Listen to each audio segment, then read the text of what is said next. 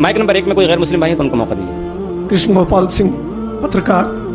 मैं विद्वान श्री नाइक साहब से ये जानना चाहूँगा कि आज के आतंकवाद पर इस्लाम का क्या नजरिया है। भाई साहब ने सवाल किया है कि आज के आतंकवाद पर इस्लाम का क्या नजरिया है, और मैंने एक तकरीर की है अंग्रेजी में भी, इस टेररिज्म मुस्लिम मोनोपोली, और पूना में भी उर्दू में, हिंदी में। क्या आतंकवाद मुसलमान की विरासत है? कि अक्सर लोग समझते हैं आतंकवाद मतलब मुसलमान होना जरूरी है, और एक कहावत थी कि हर मुसलमान आतंकवादी नहीं, लेकिन हर आतंकवाद मुसलमान। तो इस जुमले की वजह से मैं तकरीर की थी, वक्त की किल्लत है अभी, लेकिन आपने कहा कि आतंकवाद पर इस्लाम का क्या नजरिया है। कुरान मजीद में साफ अल्फाज में लिखा है, सूरह मायदा में सूरह नंबर 5 आयत नंबर 32 में, अगर कोई भी इंसान दूसरे इंसान का कत्ल करता है, सिर्फ कत्ल के बदले कत्ल, और अगर वो इस जमीन पे फसाद फैला रहा है, इन दो वजह के अलावा कोई इंसान दूसरे इंसान का कत्ल करता है, गोया कि ऐसा है कि सारी इंसानियत का कत्ल करता है। कोई भी इंसान दूसरे इंसान का कत्ल करता है, मासूम, चाहे वो मुसलमान हो या गैर मुसलमान हो। अगर कोई इंसान दूसरे इंसान का कत्ल करता है, चाहे मुसलमान हो या गैर मुसलमान हो, अगर मासूम इंसान का कत्ल करता है, तो कुरान की आयतें गोया कि वो सारी इंसानियत का कत्ल कर रहा है। और अगर वो एक मासूम इंसान की जान बचाता है, चाहे मुसलमान या गैर मुसलमान हो, गोया कि वो सारी इंसानियत की जान बचा रहा है। तो मुख्तसर सा ये जवाब है, अगर कोई मासूम लोग का कत्ल कर रहा है, इस्लाम में हराम है। मिसाल के तौर पे 9/11 3,000 से ज्यादा लोग का कत्ल हुआ ट्विन टावर के अटैक में, जो लंदन बॉम्बिंग में 50 से ज्यादा लोग मरे, जो बॉम्बे के अंदर ट्रेन बॉम्ब ब्लास्ट हुआ 180 से ज्यादा लोग मरे। मासूम इंसान का कत्ल करना हराम है। ये सारे जितने अटैक्स है, किसने क्या मैं जानता नहीं हूं। मीडिया कहती हो सकता है मुसलमान, मेरे पास कोई सबूत नहीं है। जिसने भी किया उसने गलत किया, चाहे वो मुसलमान ने किया गैर मुसलमान ने किया, लेकिन अब तक ये सारे अटैक्स का कोई सबूत नहीं है कोई भी गवर्नमेंट के पास, ना यूएसए के पास, ना यूके के पास, ना इंडिया के पास। प्राइम सस्पेक्ट कहते हैं, लेकिन जिसने भी ये कत्ल किया, चाहे मुस्लिम है गैर मुस्लिम है, वो हराम है। लेकिन साथ साथ मुझे ये भी कहना है कि हजारों लोग जब अफगानिस्तान में उनका कत्ल हुआ बॉम्ब के जरिए, प्लेन के जरिए बॉम्ब गिराए गए, वो बॉम्ब जाके नीचे और बॉम्ब बनते हैं। इराक में लाखों लोग का कत्ल हुआ, अफगानिस्तान में, इराक में, ये बड़े दहशतगर्द और हजारों लोग का कत्ल किया जो गुजरात में हुआ। जब हम कहते हैं कि 9/11 को आप गलत कहो, ट्रेन बॉम्बिंग इन लंदन गलत कहो, जो बॉम्बिंग बॉम्बे में हुई वो गलत है, उसके साथ साथ ये भी कहो कि अफगानिस्तान में लाखों लोग का कत्ल हुआ वो भी गलत है, इराक में जो लाखों लोग का कत्ल हुआ वो भी गलत है, जो मासूम लोग का कत्ल हो रहा है पैलेस्टाइन में वो भी गलत है। हमें डबल स्टैंडर्ड नहीं करना चाहिए। पैलेस्टाइन में हो रहा है, मासूम लोग का कत्ल हो रहा है, बच्चे लोग का कत्ल किया जा रहा है, वो यूएनओ नहीं बोलती है दहशतगर्द, क्यों? Double standard. तो जो भी मासूम इंसान का कत्ल कर रहा है, चाहे वो मुसलमान या गैर मुसलमान हो, वो दोषी है और हराम है। इस्लाम इसकी सख्त मुखालिफत करता है। नमस्कार साहब, मैं कांति भाई Gandhi, chairman Shastri powerloom centre. मेरा सवाल सिर्फ एक ही है, जिहाद का एक्चुअल मीनिंग क्या है? और जिहाद के नाम पे जम्मू कश्मीर में जो आज खून खराबा हो रहा, उसके ऊपर आपकी प्रतिक्रिया क्या है? भाई साहब ने एक बहुत अहम सवाल पूछा। आज की तारीख में सबसे बदनाम लफ्ज इस्लाम में है, वो है लफ्ज जिहाद। और जिहाद के बारे में सबसे ज्यादा गलतफहमी है, सिर्फ गैर मुसलमानों को नहीं, मुसलमानों को भी। अक्सर लोग समझते हैं कि जिहाद की मानी कोई भी मुसलमान अगर झगड़ा कर रहा है, लड़ाई कर रहा है, चाहे जाती फायदे के लिए हो, चाहे अपने नाम के लिए हो, चाहे जमीन के लिए हो, चाहे पैसा के लिए हो, वो है जिहाद। जिहाद के मानी ये नहीं कि कोई भी मुसलमान कोई भी वजह से लड़ाई कर रहा है, चाहे माल के लिए हो, चाहे नाम के लिए हो, चाहे जगह के लिए हो। जिहाद की मानी वो अरबी लफ्ज आता है जहदा से, मानी जिद्दोजहद, टू स्ट्राइव, टू स्ट्रगल। इस्लाम के पस मंजर में जिहाद की मानी है अपने नफ्स से जिद्दोजहद करना, इविल इंक्लिनेशन के अगेंस्ट। जो अपना नफ्स बुरे चीजें चाहता है, अपने नफ्स के खिलाफ जिद्दोजहद करने को कहते हैं जिहाद। अगर आप माशरे को सुधारने के लिए जिद्दोजहद कर रहे हैं, उसे कहते हैं जिहाद। अगर आप सेल्फ डिफेंस में लड़ रहे हैं, उसे कहते हैं जिहाद। अगर आप ऑपरेशन के खिलाफ झगड़ा कर रहे हैं, उसे कहते हैं जिहाद। जिहाद की मानी है जिद्दोजहद करना। और अक्सर मीडिया में कहा जाता है जिहाद की मानी होली वॉर। सिर्फ गैर मुसलमान ने, कई मुसलमान भी इन्वर्टेड कॉमर्स में अपने आप को स्कॉलर समझते हैं, जिहाद का तर्जुमा करते हैं होली वॉर। बिल्कुल गलत है। होली वॉर अरबी में हर्ब मुकद्दसा, और आप कुरान मजीद उठाओ, कहीं भी कुरान मजीद में हर्ब मुकद्दसा नहीं लिखा है, कोई भी हदीस में नहीं लिखा है। जिहाद के मानी होली वॉर नहीं है। पाक जंग नहीं है। ये लफ्ज होली वॉर सबसे पहले इस्तेमाल किया गया था क्रिश्चियन क्रूसेडर्स के लिए। जब क्रिश्चियन क्रूसेडर्स क्रिश्चियनिटी के नाम पे हजारों लोग का कत्ल किए, उसे कहते थे होली वॉर। आज वो इस्तेमाल हो रहा है मुसलमान के लिए। जिहाद डजंट मीन होली वॉर। आपने कहा कि कश्मीर में जो हो रहा है, मारना, लड़ना, झगड़ना, क्या जिहाद है? अगर वो जिद्दोजहद कर रहे हैं कुरान और हदीस के मुताबिक, अपने नफ्स के खिलाफ, जो गलत चीज है उसके खिलाफ, माशरे को सुधारने के लिए, तो वो सही जिहाद है। और जिहाद दो किस्म के होते हैं। एक होता है जिहाद फी सबीलिल्लाह, अल्लाह के राह में जिहाद जो कुरान और हदीस के मुताबिक है। दूसरा जिहाद है जिहाद फी सबीलिल्लाह शैतान, तो शैतान के राह में जिहाद करना, जिद्दोजहद कर रहे हैं माशरे को बिगाड़ने के लिए, उसे कहते हैं जिहाद फी सबीलिल्लाह शैतान। हर मुसलमान को करना चाहिए जिहाद फी सबीलिल्लाह, जिद्दोजहद कुरान और सही हदीस के मुताबिक। कश्मीर में क्या हो रहा है, मैंने कोई इंटरव्यू लिया नहीं उनका, जो मैं प्रेस में सुनता हूं, मैं इसकी तहकीक नहीं किया हूं। कुरान में लिखा है सूरह हुजुरात में सूरह नंबर 49 आयत नंबर 6 में, जब भी कोई मालूमात आप तक पहुंचती है उसकी तहकीक करो तीसरे को पहुंचाने के पहले। मैं तहकीक नहीं किया हूं, इसलिए कह नहीं सकता कौन सा जिहाद है। लेकिन ये जो लड़ने झगड़ने की बात हो रही है, जो लोग अक्सर मुसलमान को दोषी ठहराते हैं, मैं आपसे पूछना चाहता हूं कि आपने महाभारत पढ़ी? महाभारत में लड़ने झगड़ने के मंत्र कुरान से कई गुना ज्यादा है। महाभारत में लड़ने के श्लोक मंत्रा कुरान मजीद से कहीं ज्यादा है। भगवत गीता एक महाभारत का हिस्सा है, 18 जुज, 18 चैप्टर्स अनुशासन पर्व के, जिसमें श्री कृष्ण अर्जुन को एडवाइस देते हैं, समझाते हैं। जब हम पढ़ते हैं भगवत गीता चैप्टर नंबर 1 मंत्रा नंबर 43 से 46 तक के, अर्जुन कहता है, अपने जो हथियार है जमीन पर रख के अर्जुन कहता है कि मैं इस मैदान जंग में निहत्ता मरने को पसंद करूंगा बनिस्बत अपने रिश्तेदारों से लड़ूं और झगड़ा करूं। चंद श्लोक बाद Bhagavad Gita chapter number 2 verse number 2 और 3 श्री कृष्ण कहते हैं, Arjun how can you be so important. Hindi में तर्जुमा करूंगा, आप नपुंसक कैसे बन गए? क्षत्रिय का धर्म है लड़ना, और आप अगर लड़ेंगे तो आप जाएंगे स्वर्ग में। भाग्यवान है वो क्षत्रिय। भगवत गीता चैप्टर नंबर 2 वर्ष नंबर 31, भाग्यवान है वो क्षत्रिय जिसको लड़ने का मौका मिलता है। तो क्या भगवत गीता गलत है? इस पस मंजर में हम जानते हैं कि यहां श्री कृष्ण कह रहे अर्जुन से हक के लिए लड़ो। मैं अगर ये कहूंगा कि भगवत गीता कहता है, श्री कृष्ण कहते हैं कि अपने रिश्तेदारों का कत्ल करो, यह शैतानी हरकत है, पस मंजर के खिलाफ है। अगर मैं ऐसा कहूंगा कि श्री कृष्ण कह रहे अर्जुन से रिश्तेदारों का कत्ल करो, तो ये शैतानी हरकत है। मैं तालिब इल्म हूं इस्लाम और दिगर मज़ाहिब का, मैं भगवत गीता पढ़ चुका हूं। इसका पस मंजर यह है, श्री कृष्ण कह रहे हैं कि हक के लिए, सच्चाई के लिए लड़ो, चाहे वो आपके रिश्तेदार हो। तो सही है, उसी का जिक्र कुरान में है। जितने आयत अरुण शूरी और जो इस्लाम के एनिमीज है जो कोट करते हो, पस मंजर में वो हक की लड़ाई है। जिस तरीके से भगवत गीता महाभारत में कई ज्यादा कुरान से ज्यादा लड़ने की आयत है, तो इसीलिए जब पस मंजर देखते पता चलता है उस किताब में क्या लिखा गया है। तो इस पस मंजर में मैं भगवत गीता के साथ हूं जब वो कहते हैं लड़ने के लिए कि हक के लिए रिश्तेदार से भी लड़ो। वही आयत कुरान में सूरह निसा में सूरह नंबर 4 आयत नंबर 135 में, या अय्युहल्लज़ीना आमनू, सूरह निसा सूरह नंबर 4 आयत नंबर 135 में, या अय्युहल्लज़ीना आमनू, ए ईमान वालो, अल्लाह के लिए हक की गवाही दो। हक के लिए बी विटनेस टू अल्लाह सुब्हानहू व तआला, चाहे वो अपने आप के खिलाफ हो, चाहे आपके वालिदैन के खिलाफ हो, अमीर या गरीब। मतलब अगर गवाही देने के हक के लिए चाहे खुद का भी नुकसान हो, फिर भी हक की गवाही दो। तो ये था इन शॉर्ट अबाउट जिहाद। Hope that answers the question. खवातीन में कोई नॉन मुस्लिम हो तो सवाल कर सकती हैं। Myself Archana Gora. I'm working as a area sales manager in pharmaceutical company. I wanted to ask a question. जो 5 टाइम की नमाज बोली गई है, वो अलग अलग वक्त पे इंसानी जहन और जिस्म पर क्या क्या इफेक्ट डालती है या क्या क्या असर करती है, और ये नमाज का तरीका उसको भी आप थोड़ा सा एक्सप्लेन करिए जो साइंटिफिकली बैकग्राउंड हो। Thank you. One question at time, एक सवाल। आपने 4-5 सवाल, हर सवाल के ऊपर एक तकरीर दे सकता हूं मैं माशाल्लाह।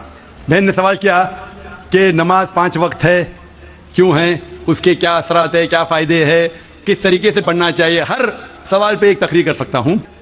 अल्लाह सुब्हानहू व तआला ने नमाज मुसलमानों पे फर्ज किया है ताकि जिस तरीके से डॉक्टर कहते हैं कि इंसान को अच्छी सेहत रखने के लिए कम से कम 3 बार खाना खाना चाहिए, उसी तरीके से अल्लाह सुब्हानहू व तआला हमारे खालिक है। अल्लाह ने कहा है कि कम से कम 5 बार नमाज पढ़ो। इतनी बुराइयां हैं, इतनी गलत चीज है। और मैं तकरीर किया हूं, सलाह द प्रोग्रामिंग टुवर्ड्स राइचियसनेस, सलाह किस तरीके से इंसान को सही रास्ते पे रखती है। तो सही रास्ते पे रखने के लिए हाई चांसेस है, हाई पॉसिबिलिटीज है, इम्कानात है कि हम इतनी बुराई देखते हैं, वी कैन गेट डीप्रोग्राम्ड। तो रीप्रोग्राम करने के लिए कम से कम 5 वक्त जरूरी है इंसान को नमाज पढ़ने के लिए। इसके क्या फायदे हैं? कई सैकड़ों फायदे हैं, वक्त की किल्लत होने की वजह से चंद फायदे बयान करूंगा। We can give a lecture only on the scientific benefits. आज साइंस कहती है कि जब हम सलाह पढ़ते हैं, सबसे बेहतरीन जो सलाह का पोस्चर है वो है सुजूद, सजदा। इसीलिए कुरान मजीद में 92 टाइम्स सजदा का जिक्र है, सबसे बेहतरीन। और आज साइंस ये कहती है द हाई पॉसिबिलिटीज ऑफ चिलबेन्स, मुंह की बीमारी आ सकती है। जब हम सजदा करते हैं the extra flow of blood supply into the face, और खून दौड़ता है मुंह की तरफ, लेस चांसेस ऑफ हैविंग चिलबेन, चिलबेन होने के इम्कानात कम हैं। अगर कोई इंसान को बीमारी है साइनसाइटिस की, जब हम सजदा करते हैं the sinuses flow out, ethmoidal sinus, frontal sinus, maxillary sinus, ये सब ड्रेन होता है। और जब हम सजदा करते हैं there is less chances of bronchitis because the bronchial tree gets drained out. उसके बाद आज साइंस ये कहती है आमतौर पर जब हम सांस लेते हैं सिर्फ 2/3, 2/3 हिस्सा, 2/3 एयर एक्सेल आउट होती है, हम बाहर फेंकते हैं, और 2/3 एयर नहीं लेते हैं। 1/3 air is called as residual air. जब हम सजदा करते हैं एब्डोमिनल विसरा, जो पेट के जो आधा है, वो डायफ्राम को प्रेस करते हैं, डायफ्राम प्रेस करता है लोअर लोब्स ऑफ लंग, फेफड़े को, ये बाकी 1/3 एयर भी एक्सेल आउट होती है और न्यू फ्रेश एयर अंदर आती है, less chances of disease of the lungs. The abdominal viscera there is increase blood supply, there is less chances of piles. मैं इसके ऊपर तकरीर कर सकता हूं। जब हम रुकू करते हैं, सजदा करते हैं, ऊपर नीचे बैठते हैं, there is less chances of having disease of the spinal cord. जब हम ऊपर नीचे जाते हैं the blood supply, calf is known as the external heart, calf जो है हमारे पैर का नीचे का हिस्सा, जब हम ऊपर आते हैं तो blood supply to the lower part of the body is given. ऐसे कई साइंटिफिक बेनिफिट्स है, और जानने के लिए आप मेरी तकरीर सुनिए, सलाह द प्रोग्रामिंग टू राइचियसनेस। लेकिन हम मुसलमान ये साइंटिफिक बेनिफिट के लिए नहीं पढ़ते। अल्लाह और अल्लाह के रसूल ने कहा नमाज पढ़ो, हम पढ़ते हैं। ये साइंटिफिक बेनिफिट साइड डिशेज है, साइड डिशेज है जो गैर मुसलमान को शायद मुतासिर करे। हमारी बिरयानी मेन कोर्स मील है अल्लाह को राजी करने के लिए, अल्लाह का शुक्रिया अदा करने के लिए, अल्लाह से हिदायत पाने के लिए। जी भाई साहब। Brother, my name is Stanish Gill. I am a businessman, and I should say that it's a privilege and honor to stand in front of you and talk to you. Brother, I am a Christian believer. Now, with my limited understanding, what I understand is there are major similarities between both of the religion, but at the very same time, there are some differences. Like in Islam, Jesus Christ is not given the same kind of importance what we give, like he has been treated as normal prophet. This is my limited understanding. What I wanted to understand, the major difference is we give more importance to Jesus Christ after God. We believe in God, Father, Son, and the Holy Spirit. Now we believe in Jesus, we give him more importance than other prophet, and we give importance to Holy Spirit. Now in Jesus Christ, we all know that Jesus Christ was born miraculously, and if I have to take what I have heard from you in your TVs here, like his entry and exit was miraculous. He did so many miracles when he was there, and he will be back in the judgment day. So why in Islam he has not been given the same importance and Holy Spirit is not given importance? भाई साहब का सवाल है कि इस्लाम और ईसाईयत में कई इख्तिलाफ है, लेकिन इख्तिलाफ भी है। एक इख्तिलाफ ये है कि हम ईसा अलैहिस्सलाम को और तरजीह देते हैं मुसलमान से ज़्यादा, और हम मानते हैं खुदा का बेटा है और खुदा भी है, मानते हैं ट्रिनिटी में, लेकिन मुसलमान उसे आम पैगम्बर मानते हैं। और कुरान में जब कहा गया है कि उन्हें कई चमत्कार किए, कई मोजज़ा किए, मोजज़ा के ज़रिए पैदा हुए, मुर्दों में जान डाली, तो उन्हें आम पैगंबर क्यों मानते हैं?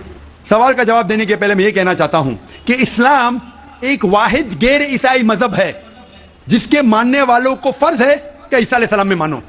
अगर कोई मुसलमान ईसा अलैहिस्सलाम को नहीं मानता तो मुसलमान हो ही नहीं सकता। हर मुसलमान के लिए फर्ज है कि वो ईसा अलैहिस्सलाम में माने। हम ये मानते हैं कि वो अल्लाह सुब्हानहू व तआला के भेजे हुए एक अजीम पैगंबर थे। आम पैगंबर ने, हदीस में जिक्र आता है कि 5 अजीम पैगंबर है, उनमें से एक ईसा अलैहिस्सलाम, आम पैगंबर नहीं। ईसा अलैहिस्सलाम अल्लाह सुब्हानहू व तआला के भेजे हुए एक अजीम पैगंबर थे, और हम मानते हैं कि ईसा अलैहिस्सलाम मसीहा थे, ट्रांसलेटेड क्राइस्ट। हम ये मानते हैं कि वो चमत्कार के जरिए, मोजज़ा के जरिए, विदाउट एनी मेल इंटरवेंशन पैदा हुए, बिना बाप के पैदा हुए। हम ये मानते हैं कि ईसा अलैहिस्सलाम ने मुर्दों में जान डाली अल्लाह की मदद से। हम ये मानते हैं कि ईसा अलैहिस्सलाम ने अंधों को रोशनी दी और जो लोग को कोड था उन्हें सही किया अल्लाह की मदद से। मुस्लिम और ईसाई एक साथ जा रहे, भाई साहब ने सही कहा। तब एक साथ जा रहे हैं तो इख्तिलाफ क्यों? सबसे अहम इख्तिलाफ यह है कि कई ईसाई ये समझते हैं कि ईसा अलैहिस्सलाम खुदा है या खुदा का बेटा है, जो हम मुसलमान इसे हरगिज नहीं मानते। जब कहते हैं God, son of God, they believe in Trinity, खुदा को, खुदा का बेटा को, होली स्पिरिट को, लेकिन ये मानते हैं कि ईसा अलैहिस्सलाम खुदा है। ये एक अहम इख्तिलाफ है, छोटा इख्तिलाफ और है। सबसे अहम इख्तिलाफ है कि ईसा अलैहिस्सलाम खुदा का बेटा है। जब आप बाइबल पढ़ेंगे, मैं तालिब इल्म हूं जिक्र मज़हब का, मैं बाइबल पढ़ चुका हूं, बाइबल में एक भी वर्स नहीं है जिसमें साफ तौर पर बिना कोई शक, बिना कोई शुबा लिखा हुआ है जहां ईसा अलैहिस्सलाम खुद कहते हैं कि मैं खुदा हूं या आप मेरी इबादत करो। अगर आप कोई भी बाइबल में से एक वर्स दिखा सके मुझे जहां ईसा अलैहिस्सलाम खुद कहते हैं कि मैं खुदा हूं, बिना कोई शक के, बिना कोई शुबा के, और कहते हैं कि मेरी इबादत करो, मैं क्रिश्चियन बनने को तैयार हूं आज ही। मैं बाकी मुसलमानों के तरफ से बात नहीं कर रहा हूं, वो इस्लाम और दीगर मज़ाहिब के तालिब इल्म नहीं है। मैं अपने आप को, अपने सिर को कुर्बान करने को तैयार हूं। अगर आप कोई भी बाइबल में से एक वर्स दिखाए मुझे बिना शक के, बिना शुबा के, जहां ईसा अलैहिस्सलाम खुद कहते हैं कि मैं खुदा हूं या मेरी इबादत करो, मैं ईसाई बनने को तैयार हूं। जब आप बाइबल का मुताला करते में पता चलता है कि ईसा अलैहिस्सलाम खुद कह रहे हैं, गॉस्पेल ऑफ जॉन में चैप्टर नंबर 14 वर्स नंबर 28 में ईसा अलैहिस्सलाम खुद कहते हैं, मैं father is greater than I, मेरे वालिद, मेरे खुदा मेरे से ज्यादा अजीम है। Gospel of John chapter number 10 verse number 29, my father is greater than all, खुदा सबसे ज्यादा अजीम है। Gospel of Matthew chapter number 12 chapter number 12 verse number 28, I cast out devils with the spirit of God, मैं शैतानों को भगाता हूं अल्लाह की मदद से। Gospel of Luke chapter number 11 verse number 20, I cast out devils with the finger of God, मैं अल्लाह की मदद से शैतानों को भगाता हूं। Gospel of John chapter number 5 verse number 30, I can of my own self do nothing, as I hear I जज and my judgment is just, for I seek not my will but the will of my father. I can of my own self do nothing, मैं अपने आप कुछ नहीं कर सकता हूं। As I hear I जज, जिस तरीके से मैं सुनता हूं उस तरीके से फैसला करता हूं। एज आई हियर आई जज and my judgment is just, for I seek not my will but the will of my father, क्योंकि मैं अपने आप से कुछ नहीं कहता हूं, जो खुदा चाहते हैं वही करता हूं। अगर कोई भी इंसान ये कहता है कि जो खुदा चाहते हैं मैं करता हूं, उसे अरबी में कहते हैं मुस्लिम। ईसा अलैहिस्सलाम मुस्लिम थे, उन्होंने कहीं भी नहीं कहा कि वो ईसाई थे। अब पूरे बाइबल में वर्ड क्रिश्चियनिटी बाइबल में है ही नहीं, पूरे बाइबल की आप छान करो, word Christianity not there in the Bible. एक वर्ड है Christian in the book of Acts, वो लकब दिया गया था ईसा अलैहिस्सलाम के मानने वालों को, क्रिश्चियन लकब। आप आगे पढ़ते लिखा है गॉस्पेल ऑफ जॉन में चैप्टर नंबर 14 में वर्स नंबर 24 में, the words that you hear are not mine but my father who has sent me, जो आप अल्फाज सुन रहे ईसा अलैहिस्सलाम कहते हैं वो मेरे नहीं है, वो खुदा के हैं। Gospel of John chapter number 17 verse number 3 में, this is life eternal so that you may know there is one God and Jesus Christ whom thou hast sent, you may know this is life eternal. और अब ये जान लो खुदा एक है, और ईसा अलैहिस्सलाम को खुदा ने भेजा, और साफ अल्फाज में लिखा है बुक ऑफ एक्ट्स में चैप्टर नंबर 2 वर्स नंबर 22 में, ye men of Israel listen to this, Jesus of Nazareth, a man approved of God amongst you by wonders and miracles which God did by men, you are witness to it। ऐ इज़राइलो सुनो, Jesus of Nazareth, Jesus तो नसारा के थे, a man approved of God, एक इंसान है जिसको खुदा ने चुना आपके बीच, amongst you by wonders and miracles, और उसके जरिए चमत्कार दिखाए, मौजज़ा दिखाए, wonders and miracles which God did by him, और खुदा ने उनके जरिए किए। तो ये साफ बाइबल कह रहा है कि ईसा अलैहिस्सलाम एक इंसान थे, आम नहीं थे लेकिन पैगंबर थे, लेकिन खुदा नहीं थे, और जितने भी चमत्कार मौजज़ा किए वो खुदा ने उनके जरिए किए। तो अब ये समझ सकते कि ये ईसाई लोग की गलत फहमी है कि उनके फादर, उनके प्रीस्ट उनको कहते हैं कि ईसा अलैहिस्सलाम खुदा है। बाइबल में एक भी वर्स नहीं है जहां कहा गया है बिना कोई शक, बिना कोई शुबा, ईसा अलैहिस्सलाम खुद कहते हैं कि मैं खुदा हूं। जब ईसा अलैहिस्सलाम नहीं कहते तो आप क्यों कहना चाहते? इसीलिए हम मुसलमान ईसा अलैहिस्सलाम की और इज्जत करते हैं। अगर आप ईसा अलैहिस्सलाम का कहना नहीं मानते तो मेरे हिसाब से आप ईसा अलैहिस्सलाम की इज्जत नहीं करते। तो ये कहना कि ईसाई ईसा अलैहिस्सलाम की इज्जत और करते हैं, बिल्कुल गलत है। हम मुसलमान ईसा अलैहिस्सलाम की इज्जत और करते हैं। अगर आप तहकीक करेंगे ईसा अलैहिस्सलाम की खतना हो चुकी है, क्या क्रिश्चियन लोग खतना करते हैं? मुसलमान खतना करते हैं। ईसा अलैहिस्सलाम आप देखेंगे बाइबल में लिखा हुआ है कि आपको हर एक चीज बाइबल की फॉलो करना चाहिए। लिखा है बाइबल में in the book of Leviticus chapter number 11 verse number 7 to 8, क्या आप सूअर का गोश्त मत खाओ, खीर का गोश्त मत खाओ। Book of Deuteronomy chapter number 14 verse number 8, book of Isaiah chapter 65 verse number 2 to 5। हम सूअर का गोश्त नहीं खाते, आप लोग खाते। हिजाब करना लिखा है बाइबल में 1 Timothy chapter number 2 verse number 9, first book of Corinthians chapter number 11 verse number 5-6। हम हिजाब करते, आप नहीं करते। तो इसीलिए ईसाई का मतलब ये अगर है कि ईसा अलैहिस्सलाम का कहना मानना, तो हम मुसलमान ईसाई से ज्यादा ईसाई है। अगर ईसाई का मानना ये कि ईसा अलैहिस्सलाम को खुदा मानना, तो हम ईसाई नहीं है। लेकिन ईसाई के मानी ये है कि ईसा अलैहिस्सलाम का कहना मानना तो हम मुसलमान ईसाई से ज़्यादा ईसाई है। और मैं आपको दावत देता हूँ कि आप भी और अच्छे ईसाई बनो और इस्लाम को कबूल करो और ईसा अलैहिस्सलाम की और इज्जत करो। Hope that answers the question. एक सवाल की गुंजाइश है। मैं सिख भाई से कहना चाहता हूं कि आप अपना सवाल मुख्तसर तौर पर और शॉर्ट में करें। मैं कहूँगा, मेरा ये सवाल ये है कि हमारे सिख धर्म और हिंदू धर्म में जानवर का गोश्त खाना सख्त मना है। गुरु नानक साहब ने एकदम सख्त मनाही दी है। लेकिन मैं ये जानना चाहता हूँ कि आपके कुरान में भी इस तरह कहा गया है कि आप जानवर का गोश्त खा सकते हैं? भाई साहब, वक्त खत्म होने की वजह से हमें लिहाज रखना चाहिए जो ये रूल है देश का।